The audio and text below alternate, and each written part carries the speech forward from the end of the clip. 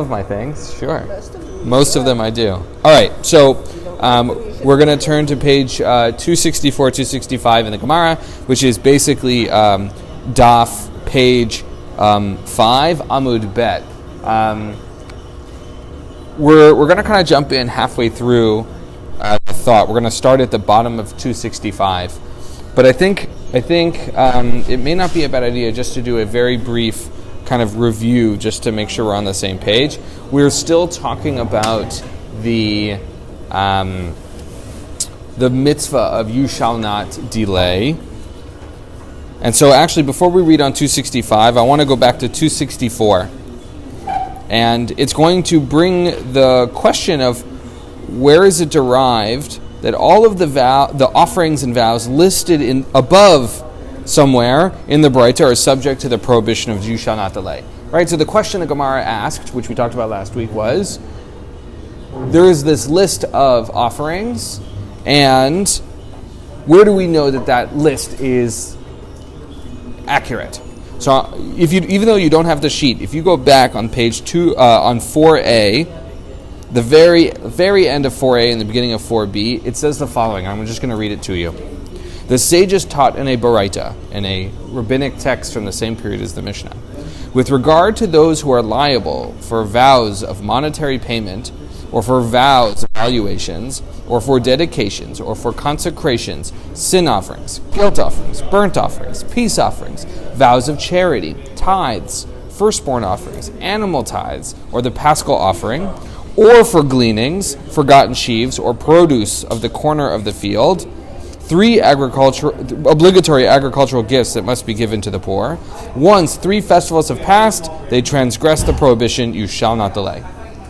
All right, that's the Baraita that we're kind of starting from. Now, the discussion from that point is, well, is it really 3 festivals? Is it 1 festival, 2 festivals, blah, blah, blah. Right, we talked about that. So here, the question was being asked, we talked about it last week, was, okay, where do we get this from? From where are these matters derived? Mina hane mile, which is what it is in Aramaic, the first 2 words on page 264 of that section.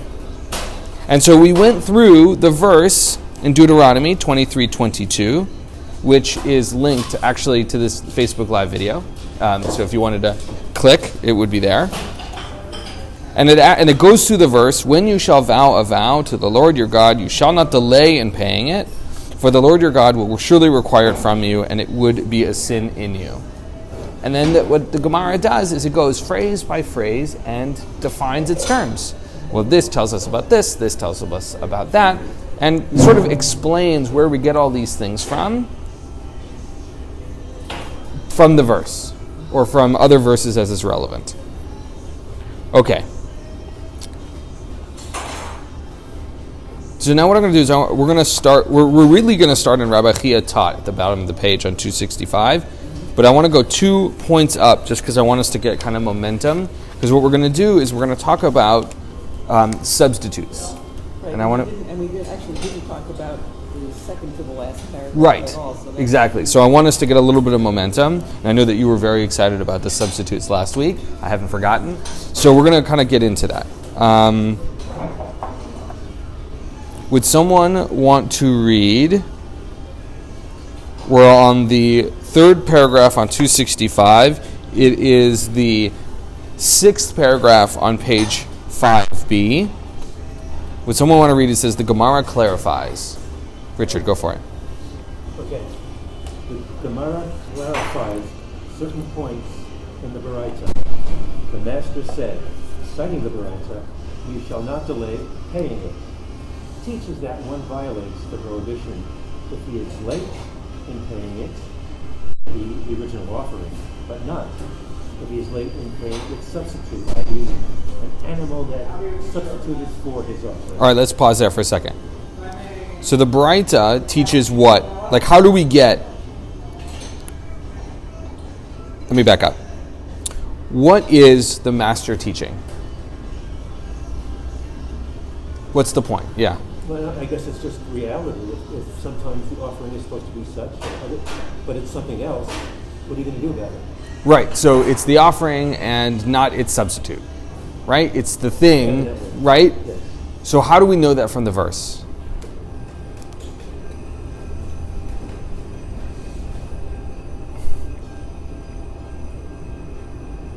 You can look in the English. There's a word that's a nice little hint. Well, it's both. It's bold. All right, that's true. Right. It. Right. The word "it." Right.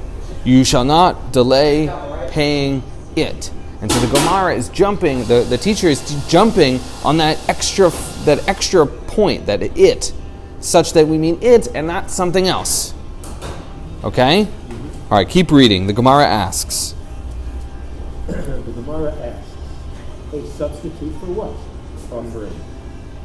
If you say that, the Baraita is speaking of a substitute for a burnt offering or a peace offering, i.e., if an animal was set aside to serve as a burnt offering or a peace offering, and it was lost, and a substitute was set aside in its place, and then the original animal was found and sacrificed. In that case, the substitute was sacrificed, just like the first, and so it is certainly subject to the prohibition against delaying. Okay, there's like 6 things in there. Let's unpack that a little, right? So first, it says it and not a substitute. And so then what's the reasonable question, which is, what substitute? What are we substituting for? And so the Gemara offers a possible solution. If we're talking about a burnt offering or a peace offering in which there was a substitute, right? So I had to bring a burnt offering and I lost it, right? That's what the example it gives. I lost my burnt offering. So I said, you know what? I'll replace it. I'll substitute it with something else. And then I find the original one. I sacrifice that. The question is, does that substitute still fall into the category of you shall not delay? Well, It's in this, like guilty by association. Guilty by association, Yes. kind of, Yeah, it is. right? So here, the presumption is what? That it is subject, right? That it was in this category for a moment and therefore becomes liable. Is everybody with me? Yeah. Although we should note that the scenario, right, of why would you need a substitute is in the commentary and not in the text of the Talmud. Right. The text of the Talmud is simply saying that if you have a substitute, you sacrifice it like the original, Yes. and then from that we're inferring All these Rabbi other Steinsaltz pieces. is inferring It's a really important that point. here's a situation where you might have a substitute, and that if you should find the original animal, you still have to offer both of them. Right. That's a really good point. So to remember that the bold in our text is the actual text, and the not bold is our commentary. Thank you for reminding us. I'm pretty sure the example of losing the sacrifice and then finding it again later does come up a page or two before in the Gemara as an example, so it makes sense that Rabbi Steinsaltz would bring it again. How widely applicable is this? Like, since none of us are bringing Right now, lamps not at all. But like, if I wanted to donate $10 and I had a bill that I was going to pull out of my purse and bring to the tzedakah box, and I lost that bill, and then I found a different $10 bill. If I find the original $10 bill, do I then donate $20? Yep. Right, that's Or have I donated my $10? so if it's for Beth Shalom, the answer is yes. well, and this reading would say yes. No, it actually depends, right? Because this reading applies to a specific case, which is that you designated a specific animal, right? So if you said, I'm going to give $10, Right. and you have that $10 in your pocket, and you lose it, and you find another $10. However, if you It's not the same as the $10 No, but you've only designated Because I haven't, amounts. right, so I haven't designated the bill. Right. Okay. If, So- however, so for example, periodically, I go get a roll of quarters from the bank, right? I keep it on my dresser, and every time I come to Minyan, I take a quarter out of there for the pushkin, right? So that roll of quarters is designated for tzedakah. You can't use it in the parking Right, I lot. can't use it for something else. And should I lose one of the quarters, I'm still, I put a substitute, but then if I find it, I have to put that quarter in. Right, so I think that's a really nice analogy and a place where this is immediately applicable. I think the example that we gave last week was that of a commitment for dinner. right? So I have made a vow to you. I'm going to have you over for dinner, a dinner versus I'm going to have you over for next Shabbos, specific dinner. Right. We'll figure it out after, right? Yeah. Right. So the piece was, but it's important for us to recognize we're not talking about a vow offering any longer. We're talking about what kind of offerings. Right, the sacrifices, we're still talking, the still sacrifice, that still hasn't changed. It's a burnt offering and a peace offering, right, which are not the same as a vow offering. So let's take a moment, look at the note on the side of 265. And so if you're looking about this on Safari, you can find it under the Steinsaltz commentary. Can I have someone else read for us the note on the right? The second, this burnt offering. That's okay, you don't have to read it. I can read it. Go for it. Okay, burnt offerings and peace offerings. Rashi explains that the Gemara is referring to the special burnt offerings of appearance in the temple brought on the pilgrimage festival. He adds that it can't be dealing with gift burnt offerings here because they were already mentioned earlier. And that's, but whatever. Right, we did talk about gifts earlier in the but context. we should still talk about It could be, correct. The early authorities point out a difficulty with Rashi's opinion. A burnt offering of appearance has a set time and must be brought on the festival, and one who fails to do so transgresses the prohibition against delaying immediately after the festival. Well, let's highlight that, right? So this is the disagreement with Rashi, who's interpreting it, and they're saying, the other commentators are saying, this is contextual to a holiday, like the Paschal Lamb we talked about a couple weeks ago, and therefore it's subject to that holiday. And as soon as that holiday passes, right, we've crossed the boundary. Keep going. Some explain that here the Gemara is referring either to burnt offerings that were set aside and lost before the festival, or to burnt offerings that were set aside as burnt offerings of appearance, but not for any specific festival. In the Turei Evan, it is suggested that the Gemara is referring to obligatory burnt offerings that are not burnt offerings of appearance. For example, the burnt offering brought by one who is lacking atonement. The peace offerings mentioned here must also be understood as obligatory peace offerings, for example, those brought by a Nazarite. So they're narrowing it down. Right. Very specific burnt offerings, not just any old. Correct. Right. So it's important for us to understand, not necessarily for our analogy, right? So maybe instead of Shabbos, we're talking about Pesach, right? And the obligation you have to Seder, right? That's not the example necessarily we were using, but it is the framework that the Gemara is using, and I think it's important for us to know that.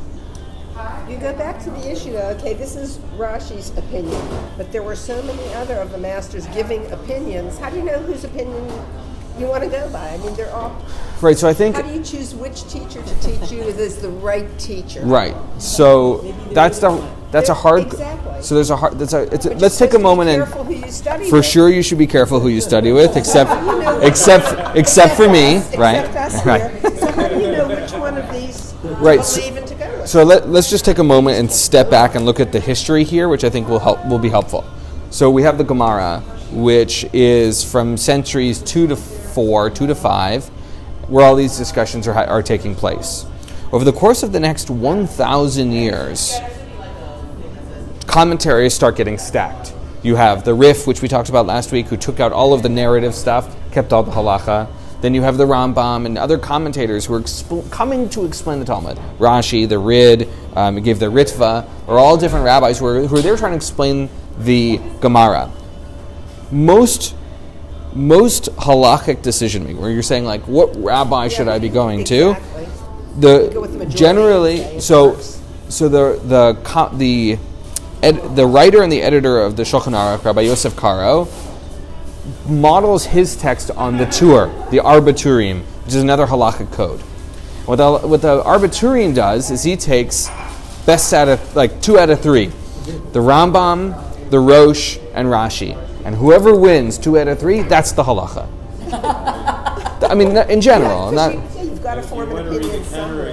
The counter arguments, you've got to go to the Ritva or the Rid, right? Right. So the point for us in terms of understanding which one should we listen to, the answer is yes.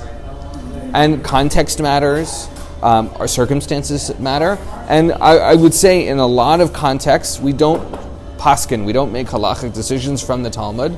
The conservative movement loves to do it. The Vilna Gaon like to do it. But most others prefer to say we use the codes, we start with them, and move from there. I just want to add one thing, which is a beautiful analogy, which I was taught in the name of Joel Roth. Joel Roth explained Jewish law as a chess game where the pieces all move, and there are certain rules about where all the pieces move. And then the Orthodox, starting with Yosef Karo in the 16th century, lowered a glass dome over the board and said, the pieces are now all frozen. We can now observe the game and discuss how the pieces might be moved in the future, but the board as it is and the pieces as they stand may not be touched ever again.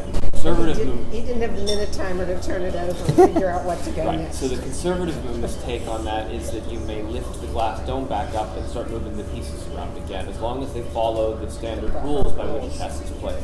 And that's his whole idea. So when Jeremy said, you hold by 2 out of 3 of these rabbis, the conservative would say, unless you really don't like the conclusion they reach, and then you can just undo it all and go back to the Talmud.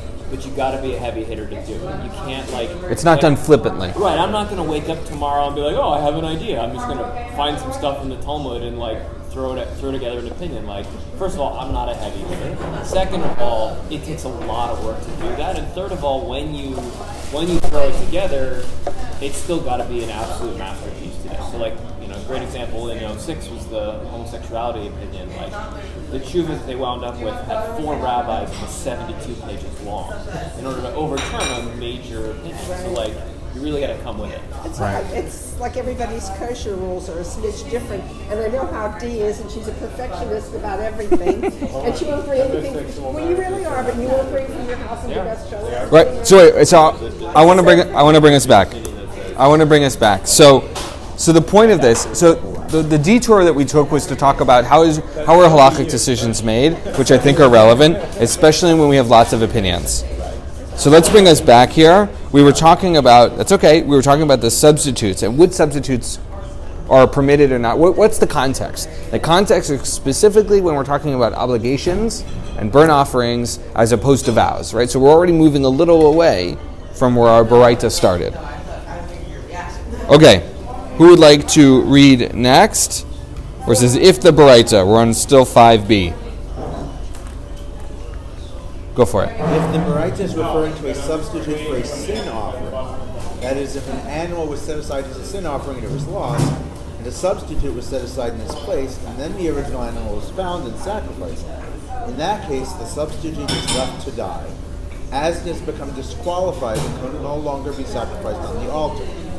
This being the case, there is no reason to say that it is subject to the prohibition against delay. Rather, what is the substitute referred to in the Baraita? It is the substitute for a thanks offering. Great. All right. So the first option was burnt offering and sin offering. And we said, well, if it is a burnt offering, it's a specific kind of burnt offering. It's the burnt offering by way of a holiday. So then it says, well, maybe it is a sin offering, right, in which the substitute system works very differently. Right, a substitute system that we've described is you replace it and it counts, or if you found the original one, then the question is whether or not that substitute works or not. Here, the case we're being told is the substitute doesn't work. It doesn't count. It is disqualified, right? And you're not supposed to be eating it, you're supposed to just let it die. Right. It no longer has a temple-related purpose, right? It is left to go fend for itself. But you can't eat it. Right. You can't eat it either. Right. Presumably for any use, right? We can't use it at all. Because that's so interesting, because it means it was, the operative word, the operative concept is set aside. Because it was set aside for this purpose, and then isn't needed for that purpose, you can't use it for any other purpose. Correct. Because it's still God's thing. Right. So is there an example of that in our daily life that might be relevant? What is something we would set aside and once it's there, even if you can't use it, you can't use it? Dee's breakfast. Dee's breakfast. Nice. So you're saying you don't believe in leftovers? There's some people that Well, will eat leftovers. I like leftovers. Yeah, me too. But, no, I mean, fine. I take stuff downstairs for me. She doesn't leave it to be wasted. She takes downstairs and somebody will eat it and use it. Great. All right. So that doesn't fit into our paradigm ultimately.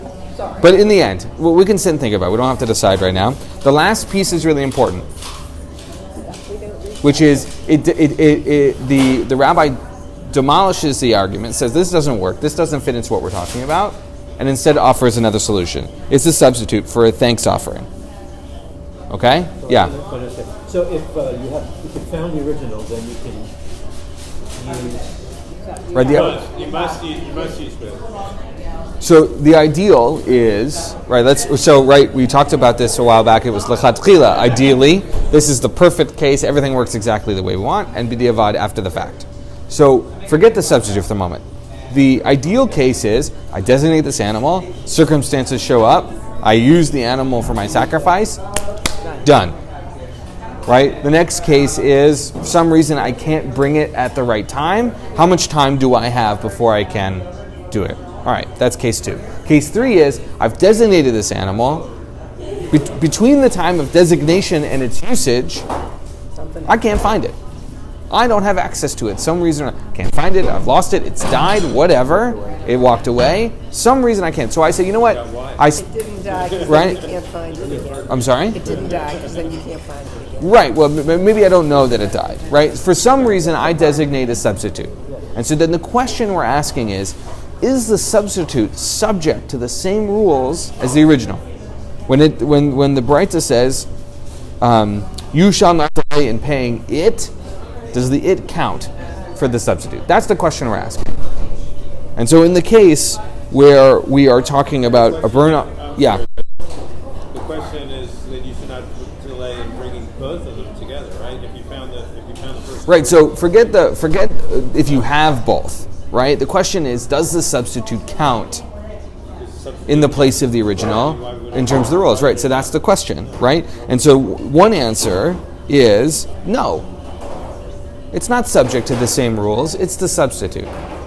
The second answer is, right, if you're substituting the burnt offering or the peace offering, right, and you found the original, right, then it is subject, and you have to do both. That's another option, right? We're listing off options. Another option is we're not actually talking about those type of offerings. We're talking about a sin offering, such that the substitute, right, becomes disqualified because I found the original, and therefore it's saved because it's disqualified. It's therefore not subject to the you shall not delay. You with me so far? I know it's only like super confusing, right? And so the last option that we're given is it is a substitute for a thanks offering. Let's just jump to the bottom of the note.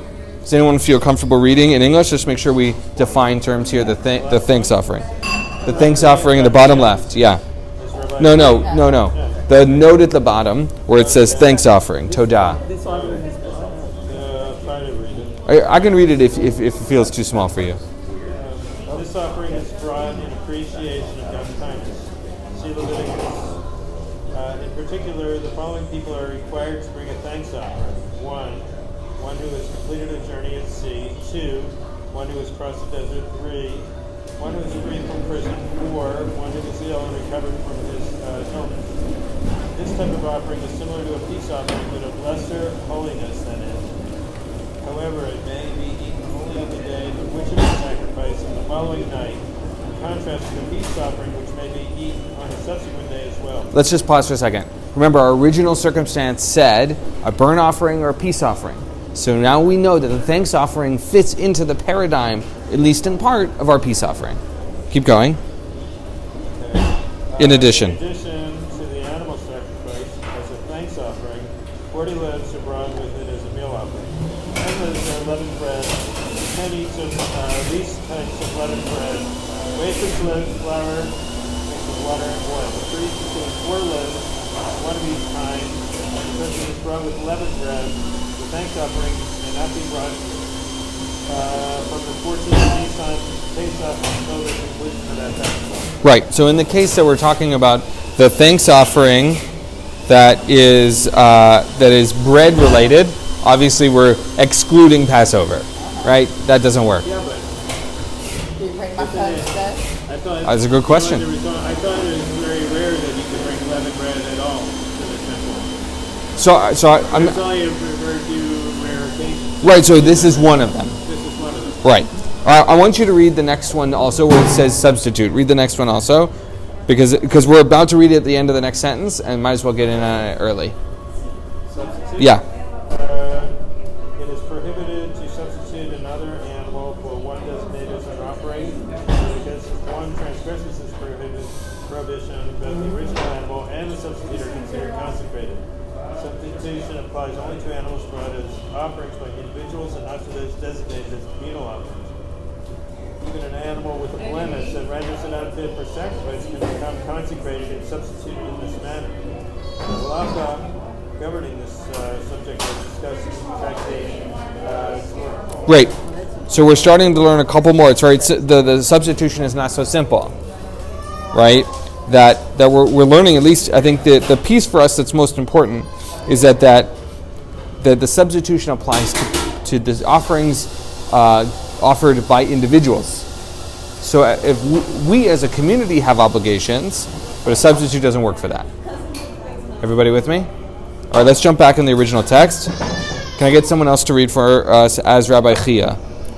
Go for it. As Rabbi Chia taught in a Baraita, in the case of a thanks offering that became mixed up with a substitute, for example, one substituted animal for one designated as a thanks offering, in which case both animals are considered consecrated, and then the original animal and its substitute became mixed up with each other and one of them died, there is no remedy for the other one, and so it must be left to graze until it becomes blemished. Great. So we now got a whole different circumstance where we can't figure it out. So it's not that we lost it, we can't figure out which one is which, and one dies, which means we are stuck.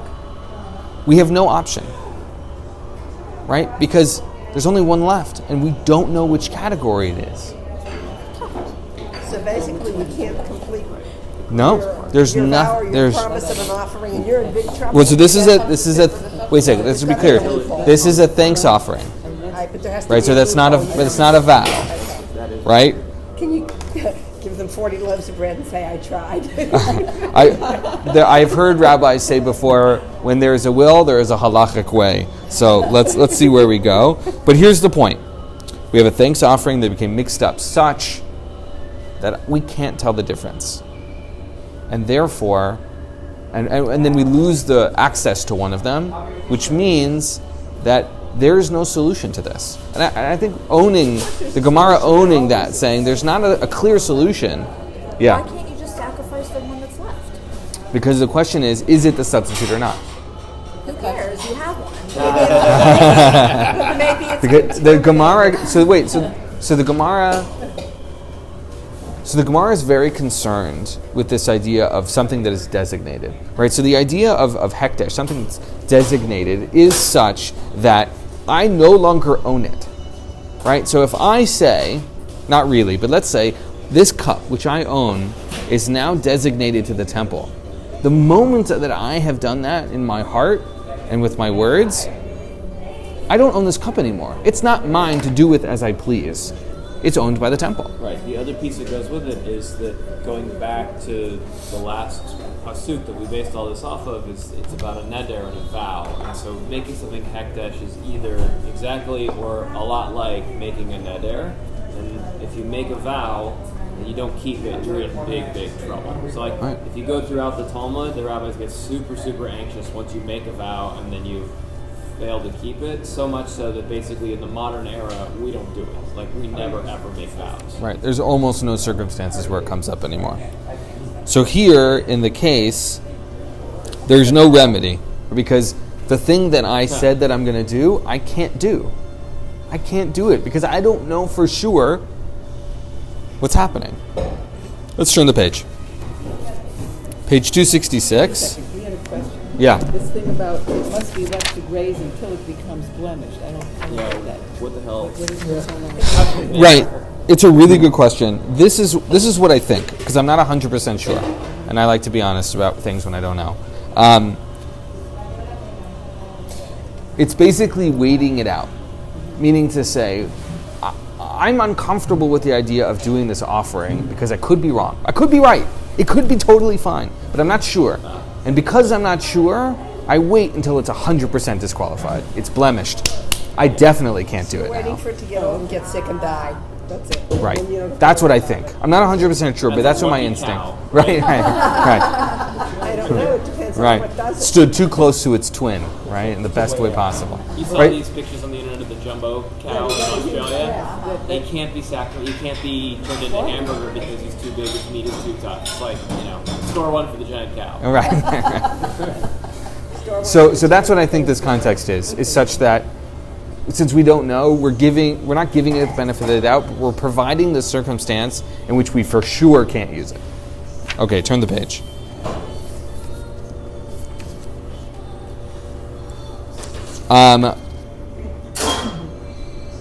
So I want to point out, just as we go through, I always try and point out valuable words. I'm going to point out the second word on the second line, and the third word on the third line, and it's the word Dilma, which means perhaps. Right? It's ulai, it's maybe, perhaps. And since there's two of them in here, we know we're going to get a lot of resolution in this text. Thank you. Okay. Who hasn't read yet? Has everybody read? I'm not reading. You're not reading. Okay, now- go for it. At The top, Gemara explains. Yeah. Okay, the Gemara explains. What could he have done with the remaining animal? Right, which is our question, right? We say, well, wait a sec, you said this, right? There's got to be a way out of this. There's always a Right, loophole. right. So now you're going to read it, if there is one. If you say that he may sacrifice it and sacrifice the bread with it, i.e. the 40 loaves of bread that are brought as a meal offering together with the animal component of the thanks offering. Now, so we learned that as we kind of read before, these things run together, exactly. You have to have the bread to go along with the other offering, The meat. no matter what. Exactly. That's the idea. Yeah, Continue. they just snuck this in several pages later. Perhaps this animal is not the one that had originally been set aside, but rather the substitute. And the rule is that the substitute is sacrificed like the thanks offering itself, but without the bread. If you say that he should sacrifice it without bread, perhaps it is the original thanks offering, which must be brought with the bread. This, then, is the substitute that the Baraita says is not subject to the prohibition against the lamb. Right, we went on a brief detour. Double talk, but that just is unbelievable. right, we're just getting back to the original point. The question we're really trying to answer, we're getting a little slight detour, but the question we're trying to answer is, I have this obligation to get things in on time. I've made a designation, right? For some reason, I can't fulfill it, and so I make a substitute. So the question is that substitute liable to that same responsibility of bringing it in on time? Our circumstances are such that I have an obligation to bring a thanks offering, right? Where I can't, right? I'm still subject to the idea of you shall not delay. I mix up the animals such that I'm not sure which one is which. One dies, so I'm definitely not sure. And so the question is, am I liable to bring that in? Like, is it subject to that rule of you shall not delay? And because the Gemara says, well, since we're not sure if it fits into this category of thanks offering or that category of thanks offering, we're going to learn it's not subject. This is not what the Baraita is saying. So here's something I was just thinking about that may be hanging the rabbis up in this case. Right? There's a general principle, right? When we read about following the rulings of judges, you don't deviate to the right or to the left. Right? So in other words, when you have a legal opinion, you don't be more lenient, and you don't be more stringent. Right? Which, from a contemporary liberal standpoint, means look, we have to find a reasonable path. We don't want to be, we don't want to stray too far from the tradition, but we don't want to go nuts finding every stringency. So here, right, the issue becomes, well, if I'm supposed to bring the 40 loaves of bread, I have to bring the 40 loaves of bread. But if I'm not supposed to, I don't want to take on the stringency of bringing the extra 40 loaves of bread. Right? Without that, perspective, this issue goes away. You say, just bring the 40 loaves of bread. Who cares? Right. But the point is, right, which is we want to do this in the most ideal way possible, such that we're doing it right. If we're wrong, perhaps the stakes are not so high, but we lean towards wanting to do it the particular way as it has been outlined. Clearly, this is a great rule book for us to do that because it's very clear. I'm just kidding. Okay. Very clear. All right, let's move on a little bit. And the Gemara very reasonably is going to raise a difficulty. The Gemara raises a difficulty. But since the animal is not fit to be sacrificed, why do I need a special verse to exclude it from the prohibition against delaying? Right? Because we were reading a verse, and the verse was teaching us all these things. But if I know that it's not going to be fit, I don't need this extra verse to teach it to me. I should know it already. In any case, it cannot be sacrificed on the altar, and so there is no need to state that it is not included in the prohibition. Right? Our prohibition outlines this. We know this because it's over here. This verse, it doesn't need to include it. We know it already. Okay. Rav Sheshet said, actually, you can say that the verse comes to exclude the substitute for a burnt offering or a peace offering. So far we know that. And here, we are dealing with a case where 2 festivals already passed from the time that one has consecrated the original animal, but did not bring it to the altar, and it became blemished. And he redeemed it by replacing it with another animal as required. So the substitute we're talking about is, I'm in 2/3 of my responsibility, right? 2/3 of my time has gone by. How do we know that? This is the example that he's giving.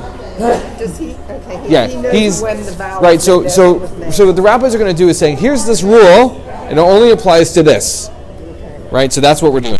We're narrowing the case. It's a classic move. It's a Called very. mute. There you go. Only applies in these circumstances. It goes Right. back to my long-winded, probably not very good analogy about parking regulations. Right. It only applies on the second Thursday when garbage is collected, but not on a holiday. Right. That's a lot. That happens a lot in Los Angeles. And not So December because nothing works. exactly. Well done. Okay, so we're dealing with the case where 2 festivals have passed. My animal, my sacrifice became blemished such that I can't use it, right? And I've redeemed it with another animal, right? Which is my requirement. And then another festival passed, and this person did not bring the substitute to the altar. So now, the presumption being what? I've hit the delay point. In that case, it might enter your mind to say that since the second animal comes in place of the first one, as it was consecrated as the substitute, it should be considered for one of the 3 festivals that has already passed, which was what your instinct was, right? I've got 3 festivals, 2 have passed, I swap it out, the 3rd one passes, I'm SOL. I'm out of luck, right? I'm out of luck, my substitute counts. Therefore, the verse teaches us that this is not the case. Rather, 3 festivals are counted from the time the replacement animal's consecration. So we would think that substitute counts, and those 3 festivals passed, and I've hit you shall not delay. But the verse actually, according to Rav Sheshet, is not saying that. It's saying you get 3, and when the substitute gets swapped in, it resets. It starts over. Loophole. I'm sorry? I was going to say, now- you get overtime. Right, you get Now, how overtime. many times can this happen? Because the substitute could become blemished, and then you have to substitute again, and it clicks in and starts over again. Right. So this feasibly could go on forever, and you never bring anything to where you originally promised to. That's true. So I don't know about the rules of substitutes, but let's assume for the moment. You have to, because But let's assume, people do these things. right? Let's assume for the moment that that's possible. Let's hold that we have a couple of values. So one is our desire to actually fulfill this, right? We want to fulfill it. We've made an obligation, or we have an obligation, and we want to fulfill it. That's one value we hold. A second value we hold is that we want to follow the rules as best as they're described. Right? So I want to fulfill my obligations. I want to do it by way of the rules. And third, there are circumstances that are outside of my control. I didn't blemish this animal. That would certainly not be okay. It means that the outside world is going to impact my responsibilities. And that's true for all of us. Yeah, right? I'm trying to figure. I'm sort of where you are, but I'm also at the point of okay, so say the animal becomes blemished and the clock resets and you get 3 more cycles, 3 more holidays. Do you, when that time expires or you're near expiration, do you want your animal, your substitute to become blemished, or are you in a position where you don't want to? And I say that because, do you really want to bring the sacrifice, or do you want to be in the position where you're like, oh, I can't bring the sacrifice. I'm patur. I'm Absolved. Well, yeah. It doesn't say you've been absolved, though. I know, but I'm trying to figure out.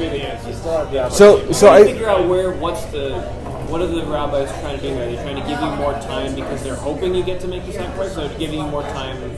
So I think the Hoping what you do, would you go on forever? Right. Right. So I think the assumption is that you want to fulfill your obligation. I've made an obligation and I want to fulfill it. Right. Recognizing that real life doesn't necessarily provide that. The perfect circumstances, because I've got fields, I've got kids, I've got animals, right? I can't leave whenever I want to, so it gives me this boundary of you shall not delay. So I got a whole year to fulfill my obligation that I want to fulfill. So I think that's the assumption the rabbis are making, such that when the circumstances comes up, the only reason I'm even doing a substitute is because I want to fulfill it. Right? Otherwise I'd say, oh, not my fault. The one meta I'll just add to all this. Yeah. I like one aspect of Talmud that I like is, Torah deals in absolutes and in perfect circumstances, and the Talmud is dealing in this wishy-washy gray area of unideal circumstances. Right, exactly. They're just like, yeah, that's real. Like all the what if. Yeah. So I think that the main pieces to take away here is that we want to do this. Yeah. The substitute is a tool in which we are given such that we can do this. Otherwise, we'd be out of luck way earlier. And that in the circumstance where we have to do the substitute, we actually get extra time. But I think that whole mirror effect of it just continues forever is not necessarily an ideal situation. Yeah. I don't think it's a stable situation because your gig will be known to everybody, and so it's not sustainable. I don't think. Right. For a while it is, but not forever. And I would add to that. In other words, things Right. come back to bite you. Well, I think It also. goes around. It comes. Right, so I think that's a piece to add to that, which is that this is an obligation I have with God. Right? And so this is about my relationship with the divine. And if I am delaying this such that, even if only God knows, I have to live with that. Right? When you make these vows, I mean, it wasn't necessarily in public, in front of witnesses or anything. It was definitely made in front of witnesses. It was An official vow is like paperwork notarized. Okay. Yeah. But let's be clear that we're not necessarily talking about a vow offering any longer. I'm sorry. We're not necessarily talking about a vow offering, right? We're talking about all these other offerings too. Okay. That's an important thing to note. All right. So Yeah, for please. example, if it's a sin offering, right? You're actually not absolved of the sin until you bring the offering. If you run into a situation where you can no longer substitute for it, now you're kind of, you have to live with the fact that, yeah, I mean, in the same way that, you want to make amends with somebody who, God forbid, passes away before you have a chance to apologize. There's some wrestling with the fact that he didn't clear things up. Right, this is a weight that hangs over us as a result. Right, this is something that I think the Gemara is imagining that you are thinking to yourself, I have to get this offering in. I have to get this offering in. I have to get this offering in, such that until I do so, it's going to burn a hole in my pocket. Right? All right, I want to get through this one last paragraph, and then we'll be done for the day in terms of content. We can kind of we can kind of discuss it after that. So Gemara asks, and I want to just point out a really nice phrase that's really important to us, which is the last word on the second line, and then the first two words on the third line. My ika lememar. What is there to say? But it's asked as a question, as an invitation, saying, there is more to say. What is it you're going to say? Not to say, throw your hands up. What is more to say? Right, it's not one of those. So say what it means again. My what? What is Ika. there to say with the intention that there is more to say. Right. It's I see it. I just it's that line in there. It's what is there to say here, is what it says. And then the last phrase I want to say is, it's on the fifth line, last two words in the Aramaic, 266, salka da'atach. And it's super important because it comes up all the time. Salka da'atach means it might occur to you. It rises up on your head. Right? It comes to your awareness. You might have thought. In the English it says it might enter your mind to say. We already saw one actually. Right? And it often will say you might have considered, you might have thought, and it's nothing you've ever thought of before. It always is something I would not have thought of that. But the rabbis did, and it's important to say. And salka da'atach, if I'm not mistaken, is introduced as a straw man almost always, which is it's an idea the rabbis are going to throw up so that they can knock it down immediately. So it's it's like a technical, it throws up an alarm bell if you study a lot of Talmud because you're like, oh, I don't really have to understand this because it's going to be rejected anyways. But it's good to understand it. Right. Okay. The Gemara asks, this answers the question of which substitute the Baraita is referring to, according to the opinion of the rabbis. So all of that was presumably in the opinion of the rabbis, the majority opinion. But according to the opinion of Rabbi Meir, right? Does anyone remember what Rabbi Meir said in terms of how much time you have? He's going to say it in a second. I am, but it's true. So we'll just read it inside. But it's good to know if anybody remembers. He's the strict one. He's the strict one. So one festival. Rabbi Meir, who said, once, even the first festival has passed, one transgresses a mitzvah. Which tells us that the circumstances that came before can't work. Right? That ship sailed. Right? One festival is all you get. You shall not delay. So what is there to say here? Rava said, right? So Rava is now going to help answer the question for Rabbi Meir that we assume Rabbi Meir is going to say. Here, we are dealing with a case where the original animal became blemished during the festival, and one redeemed it by replacing it with another animal, and the festival passed without that animal being sacrificed. Okay? A whole nother scene. You took it up to Jerusalem. There's a big crowd. It got banged up somehow. Yeah, it got banged up. Right. It's a traffic jam. Somebody rear-ended your animal. Right, exactly. Your animal's been mugged. Right. In that case, it might enter your mind to say that since the second animal comes in place of the first one, and the first one had already been consecrated before the festival, it should be considered as one for which the entire festival has already passed. Right? Meaning to say, we've already consecrated for the festival. We're there. It should be considered as one for which an entire festival has already passed. Right? That should count. So that he transgresses the prohibition against delaying. Right? The presumption, according to this, is there's no chance. That festival has passed. You're there. It's already been consecrated. There's nothing you can do. Therefore, the teach versus us that is not the case. Rather, the entire festival must pass for the replacement animal. Right? No, not the entire festival, a different An entire festival. Thank you. An entire festival. Otherwise, Right. it was the following festival. Correct. Right. So, thank you. That's really important. I misread it. Thank you. So, for Rabbi Meir, according to Rava, I bring up my animal. It's the middle of Pesach, or maybe Pesach's more complicated. So it's the middle of Shavuot. Somehow I can't use, my animal gets blemished, and I have to replace it. It's the middle of the holiday. How much time do I have until I cross you shall not delay? Yeah. Right, and so it might enter your mind to say, well, but this was supposed to be the one, so once that festival's over, it's too bad Right. for you. Right. However, you need a verse to counteract that. right, this verse that we've been discussing, it comes to teach us that you actually have an additional festival for when your replacement animal Right. was consecrated in order to give it time Right. to be used. Exactly. And this is the important piece that I want to add to this, which is this is only if you hold by Rabbi Meir. Right? Because we hold both positions. You ask about which one do you follow. Let's say you follow Rabbi Meir. Right? Well, if you hold by Rabbi Meir and you live in this stringency space, and I want to just point out that the anonymous voice in the Mishnah is attributed to Rabbi Meir. So it's already really interesting. So if you hold by Rabbi Meir, right, this is the solution. But if you don't, and you have more time, and you hold by somebody else, The rule still applies to you. It just applies in context. It applies differently because of who you hold by. So you have the choice of changing your mind and holding by a different rabbi if it fits your situation. No, that's not what the assumption is. That's what I'm saying. Is it might enter your mind to say, stay with it. nice, Gemara terms in real life. I love it. It might enter your mind to say that you get to choose whatever works best for you, but that's not what's happening. It's imagining you're living.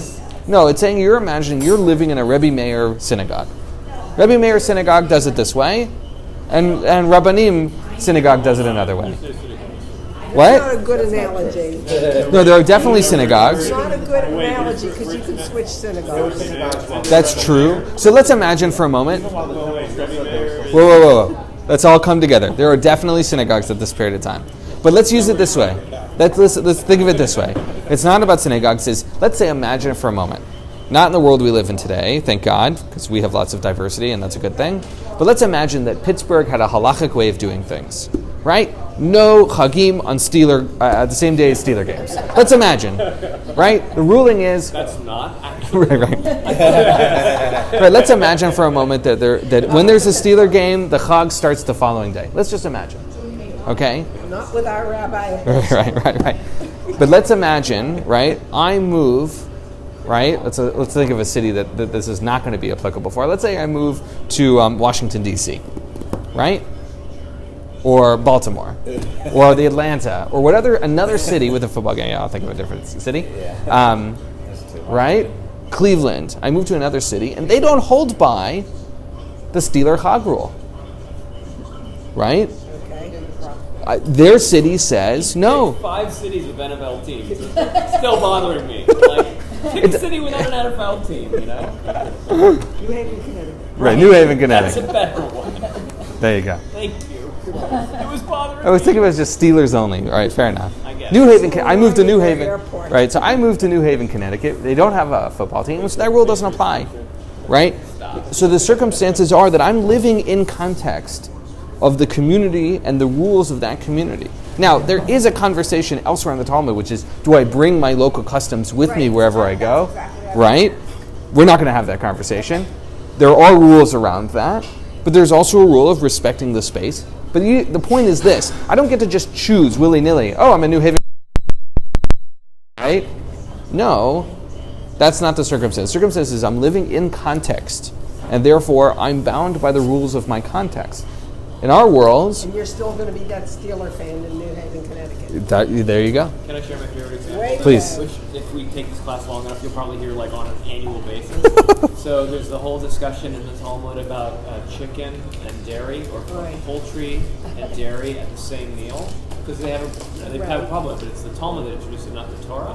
And there's an objection, and the objection is from a rabbi named Rabbi Yossi HaGalili, who says, delicacy in my house is peacock's head and milk, which is Yossi HaGalili's way of saying, and all my congregants in the Galil, in this town, they get to eat chicken parmesan whenever they want. And I always think to myself, man, I wish I lived there. That sounds good. Right, but that's a great example. And what did the rabbis say in that example? So they're allowed to get the chicken then? So they're above and beyond the law. So this is really important. So this is really important. The second part of that story is what the rabbis say to Rabbi Yossi HaGalili. And they say, leave him alone. We don't do it that way, but we leave him alone. That's what they do in his community, and we respect it. That's not what we do, but we respect it. All right, we're going to end there for today.